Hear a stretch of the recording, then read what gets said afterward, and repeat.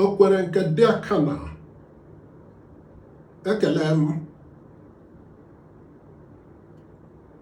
ụdị ọchịchị egbebere ugo bere eji achị ala anyị na-enwe gọọmenti gbara mkpị atọ, ejima atọ: ngalaba nke ọchịchị, nke ụlọ ọgbakọ na ngalaba nke ikpe. Ha bụ ngalaba atọ kwesịrị isite n'ọlụ ha mgbe ọbụla na-egechiri ibe ha adịghị ghara ikwe ka ọchịchị obodo na-aga serere werere. Kedu ka ọchịchị si aga n'ala anyị Naịjirịa? Ka anyị kọọ n'ubi onye anyị bịa, ụlọ ọgbakọ.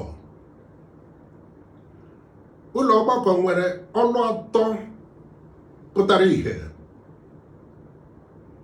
ịtụle nzube gọọmenti dị iche iche nakwa ime ntụle site ka ekesa anyanwụ n'obodo, ijepụ ejepụ mata ka o nwere ebe ọlụ agalaba gọọmenti dị iche iche o mere nzube ego na-agba ọlụ maka inye aka gbazie ihe gbagọrọ agbagọ ma hụ maka ọzọ emena,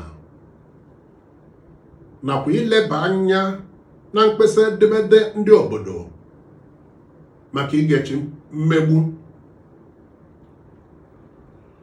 Ụlọ ọgbakọ etiti ala anyị nke oge a bụ nke iri ya. Ọ bụ Sinetọ Godswill Akpabio bụ onye isi ochie.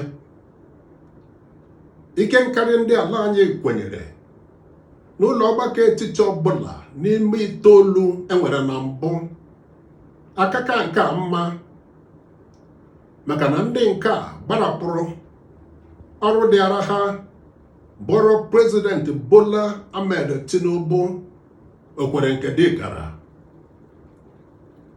N'ime atụ, ịtụle ihe ọbụla bụ maka ọdịmma ndị obodo na-ewe ha ọnwa kwụrụ ọnwa maọbụ gafere afọ, mana ọ bụrụ na ịtụle na ịnabata ihe ọbụla Tinubu zitere ha, ọ bụrụ na o jebego n'udo nke tanke echi. N'ime atụ,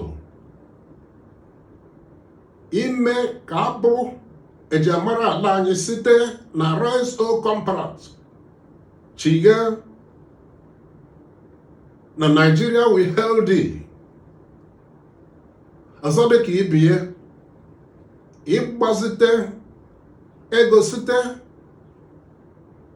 n'ụlọ ọrụ nakwa mba ofesi dị iche iche n'ụdị tinyere Nigeria, ndị Nigeria, ụmụ ha, ụmụ n'ụgwọ dị egwu. Ọ bụrụ ka Prezidenti Bola Tinubu si gbazite ego n'ime afọ 3 n'ụdị gafere ego Obasanjo na Jonathan gbazitere n'afọ 13, n'ụdị ego Tinubu gbazitere ji tinye ụmụ Naịjirịa, ụmụ ha, ụmụ ha, ụmụ n'ụgwọ dị egwu. Nke a bụ n'agbanyeghị na o wepụrụ ego nkwado gọọmenti etiti ji eme ka ọnụ ahịa mmanụ petrol na ụmụnne ya gụnyere kerozin dọtụrụ ụmụ Naịjirịa ọnụ ala. Ụbọchị 16 nakwa 18 ọnwa anyị nọ n'ime bụ ọnwa 5 afọ 2026, APC mere onwe ya nhọpụta maka inweta ndị ga-azụrụ ya ọkwa dị iche iche n'afọ 2027. Egwu arụọla ụfọdụ ndị ụlọ ọgbakọ etiti site na ya bụ nhọpụta, mana ụfọdụ a na-arịa toro ugo na ya bụ nhọpụta. Ndị toro ugo na ya bụ nhọpụta gụnyere Senator Godswill Akpabio, Senator Jibrin Barua, Senator Opayemi Bamidele, na Right Honorable Tajuddin Abbas, nakwa Right Honorable Benjamin Kanu. Ebe ọ bụ na anaghị ama aka ekpe na nka,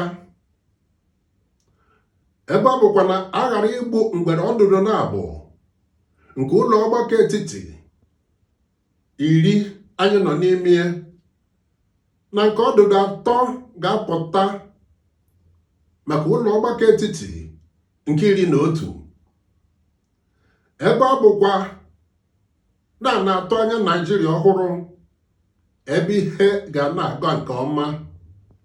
Anyị ebe ka ụmụ Naijiria ka ha bụrụ echebiri maka iji ohere nhọpụta ọnwa mbụ na ọnwa abụọ afọ 2027 wụọ ndị ndọrọ ndọrọ ọchịchị otu awụ n'eji gachi site n'ụlọ ọgbakọ etiti nke 10 banye na nke 11 n'ala ụdị awụrụ Gọvanọ Chief Priest. Ha bụ m Chukwuma Ogbonna, onye ọma. Ọ dịkwa ka iso na ndị zalara oku mkpọrọ maka ibe ka mmata ka ozi igwe si amasị gị ma ọ ka osi ya amasị gị na ohere like maọbụ comment o wee bụrụ ihe ịgba ume dịara m wee na-asị gị deme ma jisi ike.